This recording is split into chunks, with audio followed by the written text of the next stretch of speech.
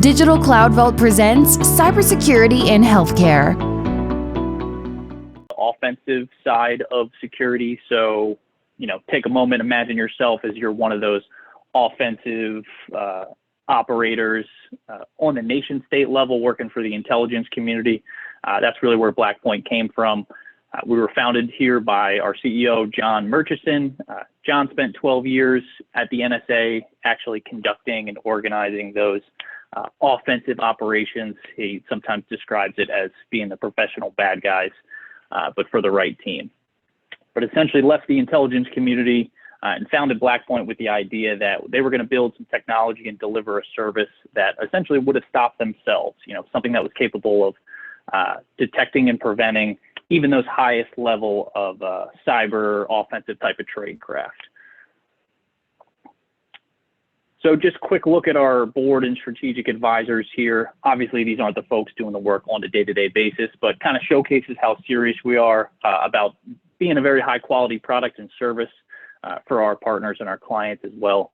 A lot of these folks, former higher ups within the intelligence community, definitely means a lot to have them on our board and helping steer the ship, since they don't put their names and faces just on anybody's website.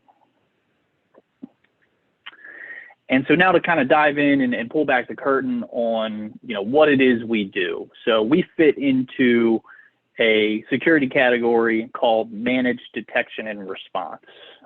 So here's where I kind of want to take a step back and kind of describe what that is. So, nowadays in the year 2020, everyone's, connected, everyone's doing business online. So you have to take a lot of preventative measures just to make sure that you can keep things running on a day-to-day basis. So a lot of these are preventative measures. Things most people are familiar with now at this point, having an antivirus capability, using passwords for specific accounts, having, email security to block all that spam and potential bad things from getting into the network that we're constantly at risk from.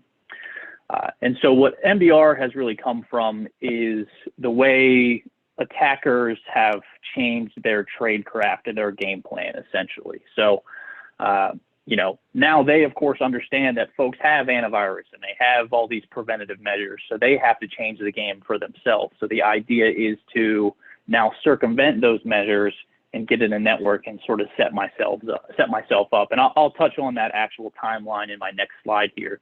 But the MDR category has arisen because of the idea now in today's world, you have to assume that at some point or another, somebody's going to get inside your network. It may not be today, it may not be tomorrow, it might be, year or two from now. But the safest way to operate is to assume that you're going to have some sort of risk, so some sort of, penetration past that preventative measure at one point or another. There's just no way around it. The numbers kind of speak for themselves the more and more we see these things occur every day. So MDR services have grown to say, all right, we're assuming that somebody's going to get past, the outer wall, essentially. We're going to do our best to find them early and respond to it as quickly as possible. That's how we're going to reduce that risk for the organization, essentially, because all the metrics you look at, the faster you can detect this breach and the faster you can respond to it, the less of an impact it's going to have on your organization. And so Blackpoint is one of these managed detection and response providers, MDR for short.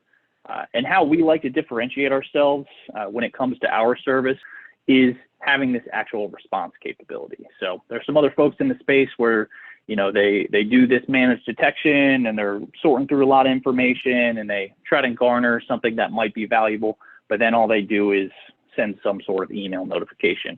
Blackpoint service allows us to have that response capability, so that way, when something's occurring at a critical juncture and it happens to be 2 o'clock in the morning or the middle of a holiday, off hours, usually these attackers know when folks aren't really paying that close of attention.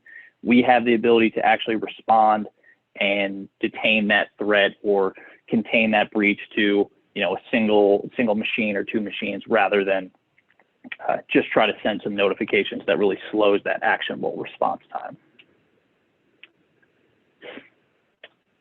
And so to kind of help illustrate, why MDR is important, what we like to do is talk about this typical hacker timeline. So Hollywood does a great job of making it seem like, these attacks are instantaneous, and all the articles and major headlines you see is like so-and-so was ransomware, this person lost X thousand numbers of consumer data or clients data, whatever it may be. So that's really all you hear about. But in actuality, there's a lot of legwork that goes into that actual breach or attack. So someone doesn't just show up one day and get hit with a ransomware attack across their entire network. There's a timeline associated with it. So this is what we like to showcase here. And Verizon puts out a study every year. IBM's Ponemon Institute puts out a study every year. And on average, from historical breaches, they found that someone is actually on the network for an average about 200 days or so, from the time someone clicks that link that they shouldn't have till that time when you're starting to realize that all these machines are being locked up or some mass amount of data is being stolen. So there's a lot in here that doesn't really get shown all that much. So what I want to do is kind of take you through this timeline as if I was an attacker, to kind of help you illustrate those opportunities that we have to detect someone inside a network and prevent something really bad from occurring once somebody's been in there for days and weeks and months. So phase one is that intrusion. And again, safest way to operate to kind of reduce that risk landscape as a business is assume I'm going to have some type of breach, making sure I'm having good hygiene on the front end, but still be ready to assume that it's going to occur at one point or another. So as that attacker role, again, phase one, I need to intrude. And this is what's really on the rise today. So now you've got all these folks working remotely. The corporate infrastructure of the organization now has to be opened up to allow all these devices to remotely access the network. You may have folks using their home devices to now do work on, which kind of gets dangerous because, of course, they're doing their personal shopping or whatever else it is they do at home on those same devices as well. So there's some inherent risk there of them coming across something that might install some program on their machine that gives an attacker outsider access. And then we also have seen a significant rise in, false information out there. So folks are getting emails about, hey, donate to this, coronavirus support effort, and it's just a total phony website to steal their credentials or steal bank account information, or again, just as an opportunity for someone to get that foothold onto a certain machine. So again, as an attacker, this is kind of my easy phase. I'm going to send out some sort of widespread phishing campaign with that, for fake coronavirus email update, or, donation fund, or, go to this website to see folks around you who have tested positive, could be any number of things.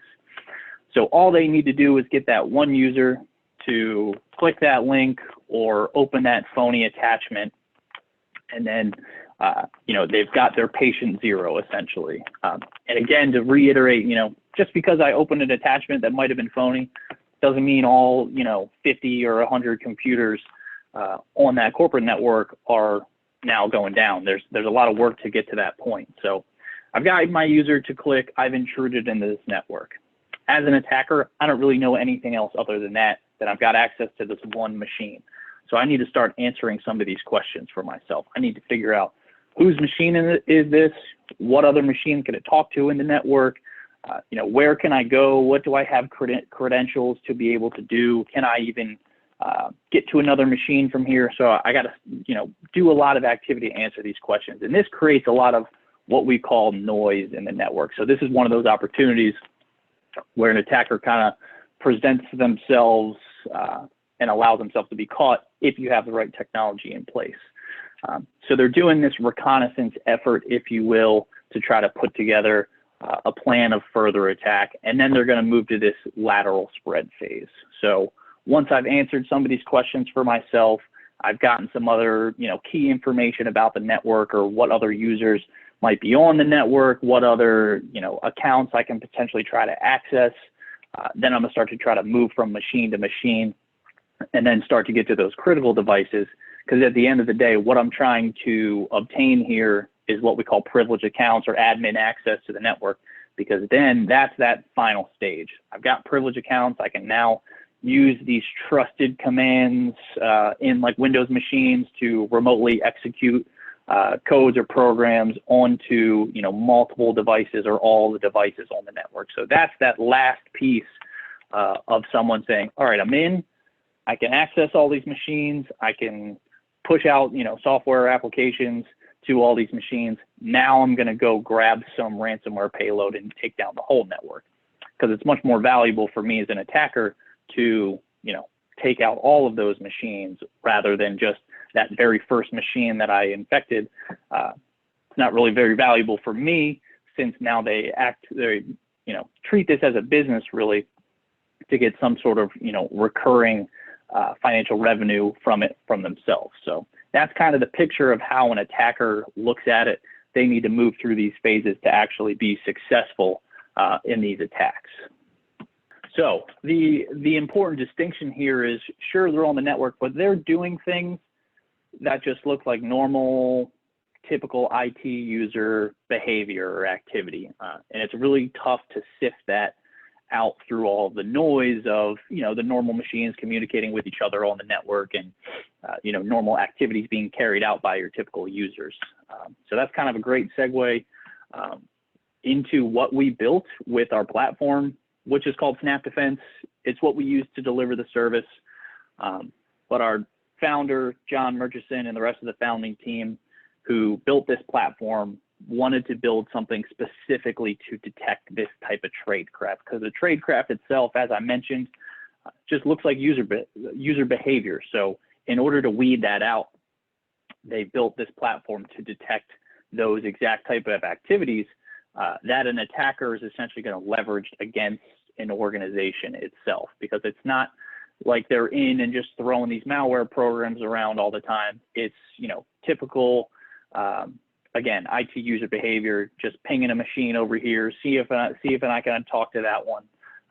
So it's tough to sort out that noise, which is, again, why we built Snap Defense this way. So here's a brief screenshot from the platform, but the idea is, you know, we want to monitor behavior. We're not just looking for threats related to malware, because there's all this tactics, techniques, and procedures that go into the stages of this attack before there's any sort of malware actually introduced to the network. So we call it kind of a security operations and incident response platform. So we have that ability to respond. That way, when we see, you know, a single machine that's been compromised and it's doing that reconnaissance or enumeration activity of, you know, trying to mount a network share and trying to see if I can talk to several other devices, and maybe now I'm trying to move my access from one device to another, we can see that since we're monitoring it 24/7 and say, hey, this device has been compromised. I need to respond and actually detain that device from the network. And so when I say respond and detain, think of that as kind of taking the chess piece off the chessboard. I'm taking that device off the network because I know a bad guy has access to it. So I'm taking it off the network. They lose all access. We can then, you know, re-image that machine and make sure it gets back to a healthy state where someone doesn't have some kind of remote access to it that's unauthorized.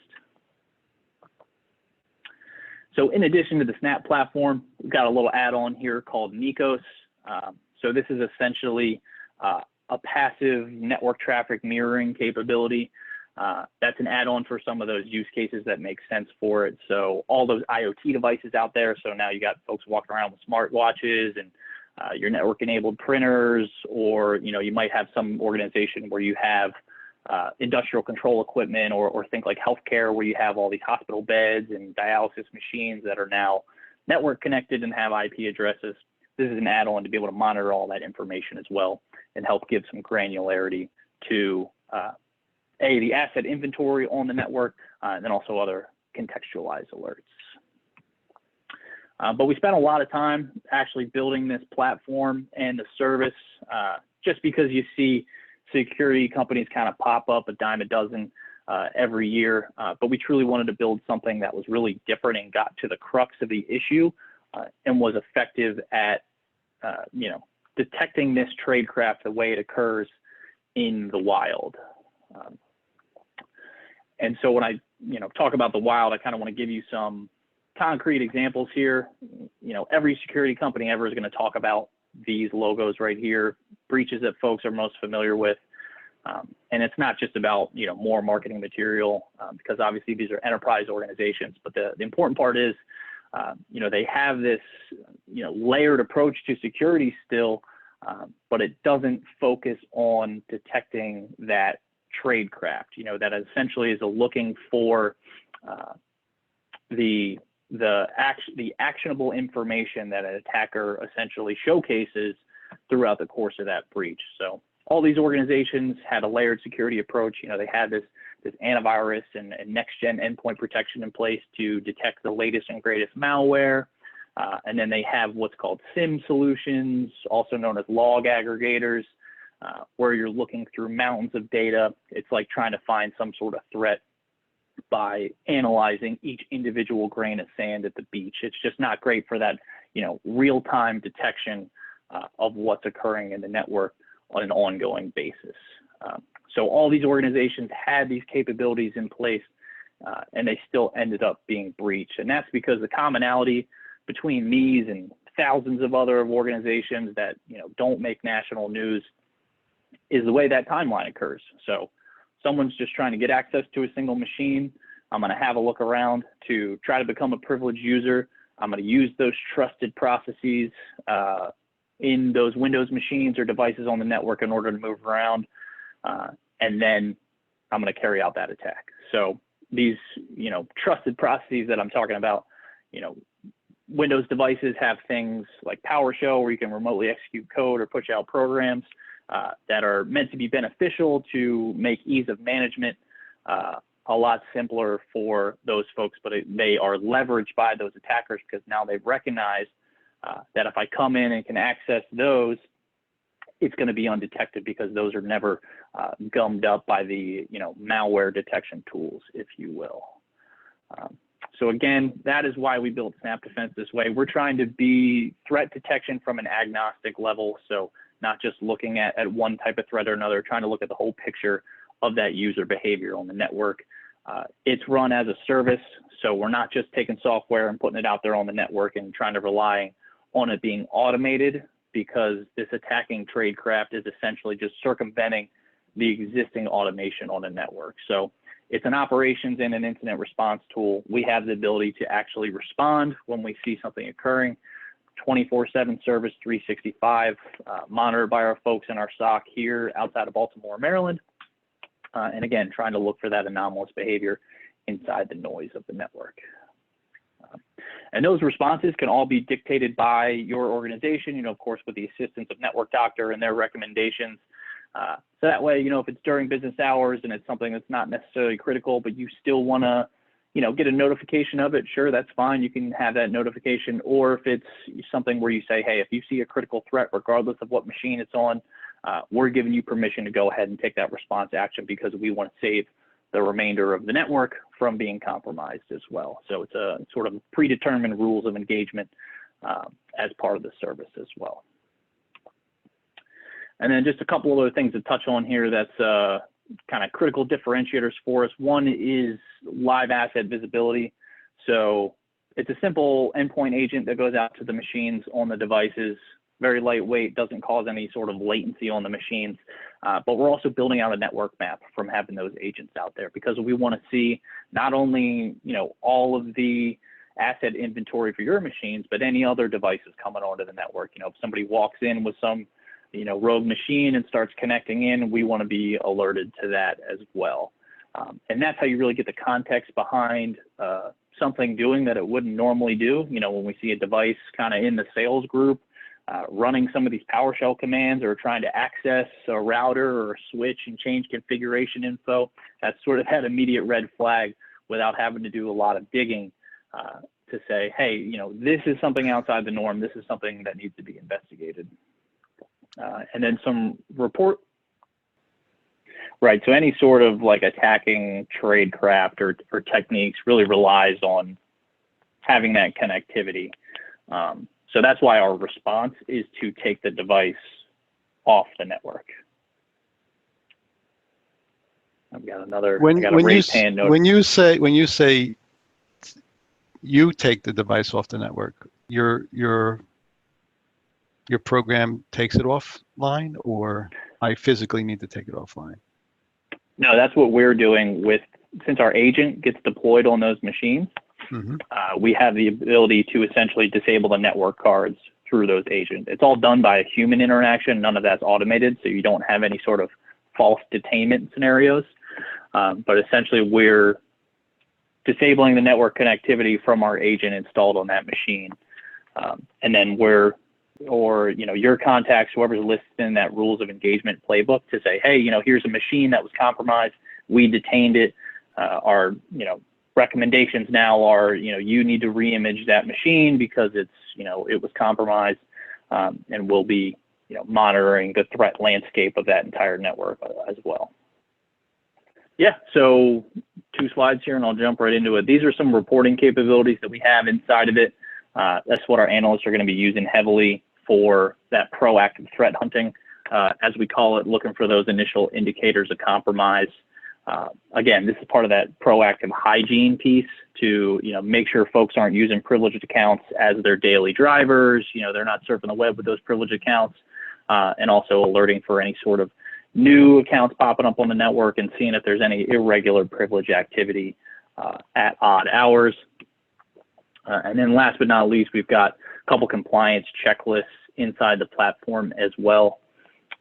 While we know there's a lot of compliance frameworks out there, and just adhering to compliance doesn't necessarily strengthen any of your security posture, we understand these organizations do have some of these requirements. So we simply mapped out how Snap Defense checks a few of the boxes on a few different of the regulatory frameworks to kind of help you out if you're getting prepped for an audit, as a nice to have, essentially.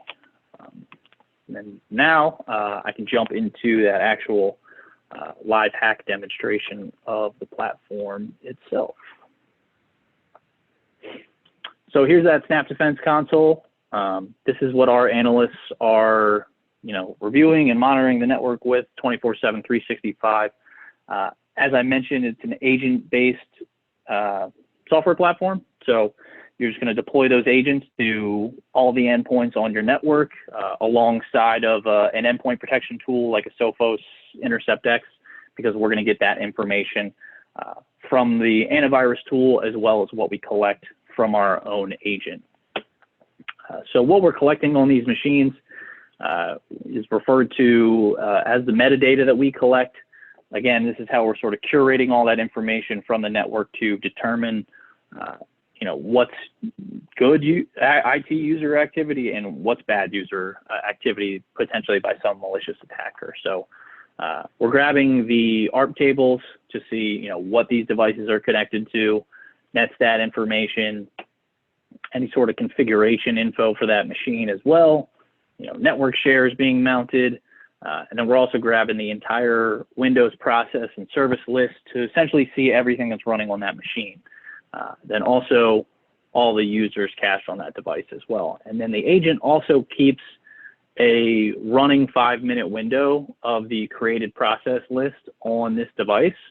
And again, it's all about an analyst getting in and triaging this, quickly to speed up that response time, given the detection capabilities of our platform. So they can see, okay, this machine just ran a PowerShell command onto this machine. Let me jump into this machine and see what was actually running at that time. Are there any applications on here that are either known to be used by attackers or something that we don't recognize, something that's outside the norm, so we can dig into that granular information very quickly.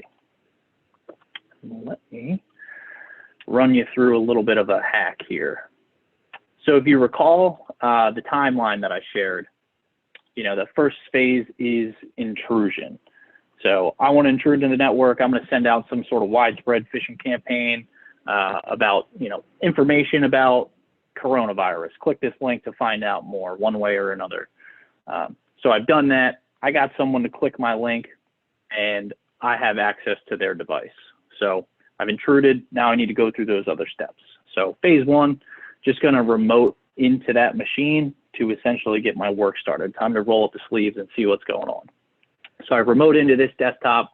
This is that user that I compromised. I don't know anything about this machine. I got to start answering some questions for myself. But just from remoting in, you can see if I pop back over to Snap Defense, we've triggered an alert here for this RDP activity. And again, this is all being handled by our analysts on the back end to review all this information, but just want to give you kind of a look behind the curtain. So we see this user has logged into this device using an RDP connection at this time. Here's the device involved. You know, we don't have an agent installed out here, but this is the machine that's essentially remoting into our Win 10 orange device, if you will. So that alert, you know, tells our analyst, hey, take a look at this, investigate it. If we can justify this information, that's fine, and we can resolve it, go on as normal. But if it's something that we can't justify, that's where we need to escalate to like a tier 2 resource in our SOC to take another look and see if we need to respond accordingly. So I'll go back to my attacker view here. Phase 1 is, again, that enumeration. So I need to start answering these questions for myself, you know, who and what am I, gather some information about the network, what I can and can't do from here. So once it decides to run, there we go. All right. So normally an attacker is going to kind of do one thing at a time. They call that going low and slow, if you will. But for the sake of the demo, we combine a bunch into a certain action. So I've gathered some information about this user. Turns out it's Felix Miller. I'm going to grab some information about the password rules, when they might expire. Then I can maybe insert myself at the right time to, you know, change a password to whatever I need. I've grabbed this ARP list here to see what other machines I can talk to from this one device, and then seeing what RDP ports are open or SSH ports are open, again, another way that I might use to laterally spread.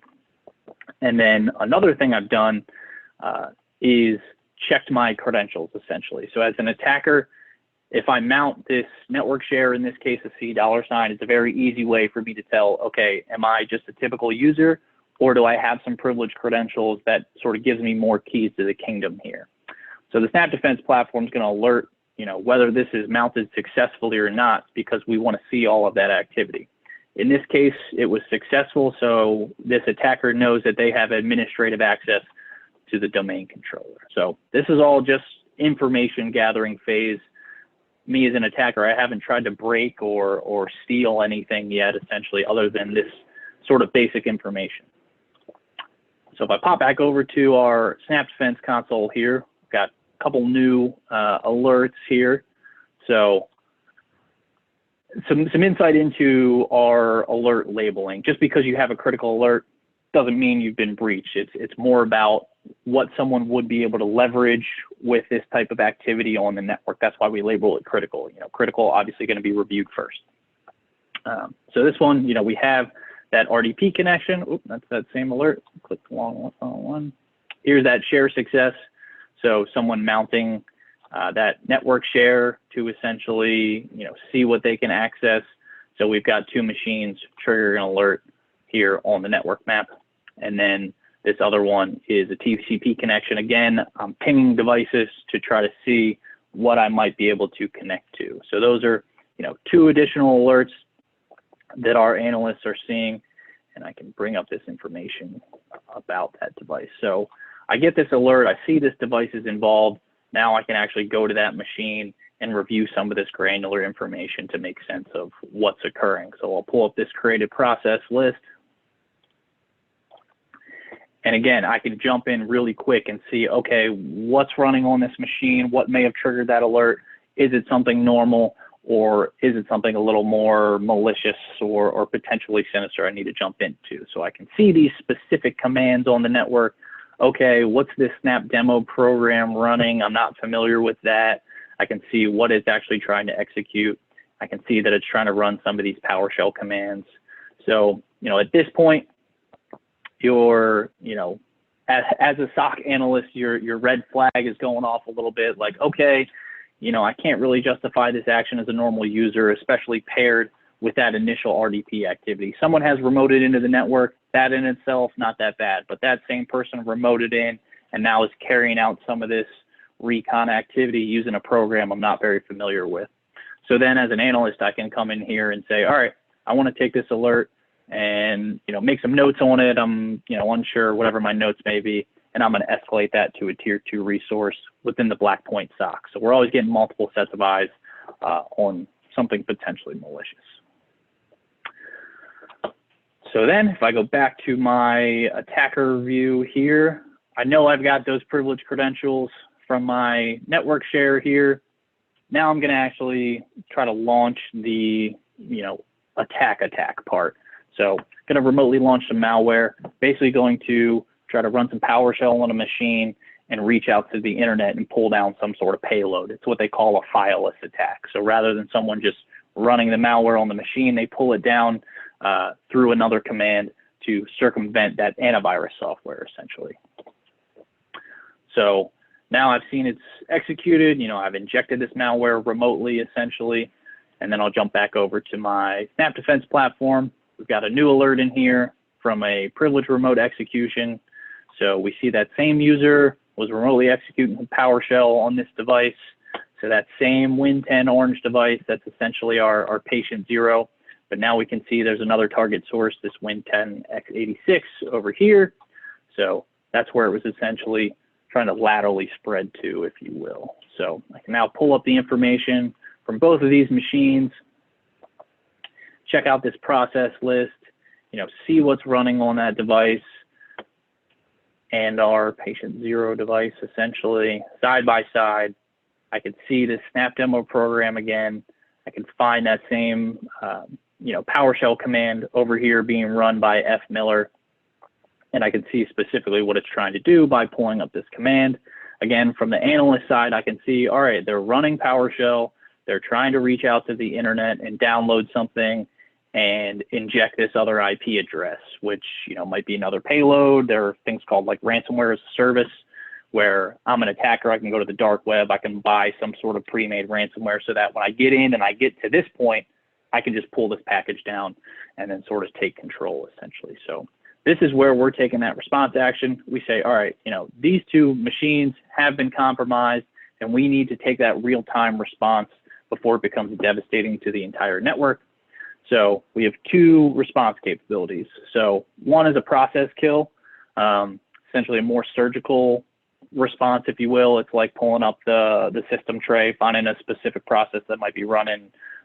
Same as if something was causing like some slow CPU usage, where you would just want to turn it off and reset it. But in this case, it's some sort of malicious program. We're going to come in and just kill that process. So if that's successful, we're obviously closely monitoring, making sure it doesn't pop up. Good, great. Network stays, ongoing as usual. We're sending a notification to Network Doctor, says, hey, we took this response action, we killed a process. We're closely monitoring for it, but all looks good on our end.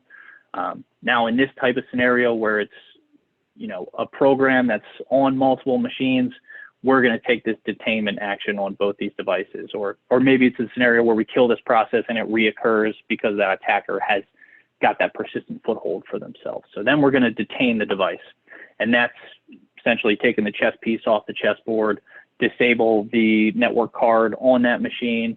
The user is going to get a little dialog box that can say whatever you want it to. Your device has been detained, or call this number, or call this internal line, whatever set up as sort of that next step for you all. And then we're reaching out to you guys directly or both, whatever is on the call tree, to say, hey, here's what happened. Here's the bad things that were occurring on the machines. We detain them. The idea is, you lose a soldier or two in this, but you win the war by not having the entire network being compromised as well. And then there's some other sort of hygiene type things that we see on an ongoing nature. We'll send a non-critical notificator like, hey, we see a clear text password getting thrown around in some of the normal commands. Hey, this privileged user is using their account for sort of daily activity. Make sure you're locking that down and maintaining least privilege. Let me pull up one of these examples where we can see that clear text password. Where was it? But any questions about what I've gone through so far?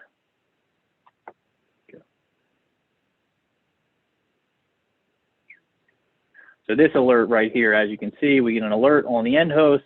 Hey, this trusted process was run, PS exec. And then we can see actually the specific user ID and credentials in the specific command line argument. So if I'm an attacker and I'm in this network and I put a command line argument, scrubbing tool in there, I'll be able to steal these credentials and then get access. So I could see that the user is F Miller and their password is change me ! Not a great password overall, but we're seeing it in there, and that's when we can alert and say, hey, change a setting on this, PS exec tool so that it doesn't actually display that password in its command line argument. So those are a lot of things on the front end that we like to lock down. Again, it's all about reducing that attack surface and making sure that you try to take as many preventative measures, but again, assume that they will fail and have that plan in place to detect and respond to it.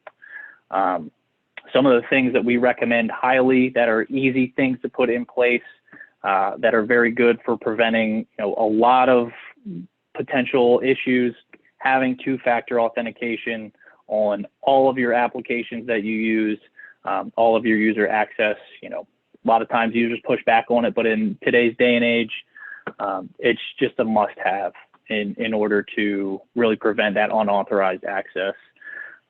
Also really important, if they can avoid it, that if a user has a company machine that they've taken home to do their work, that they absolutely separate that responsibility of work versus personal activity from that corporate device, and making sure they're not using those home devices for any sort of corporate access.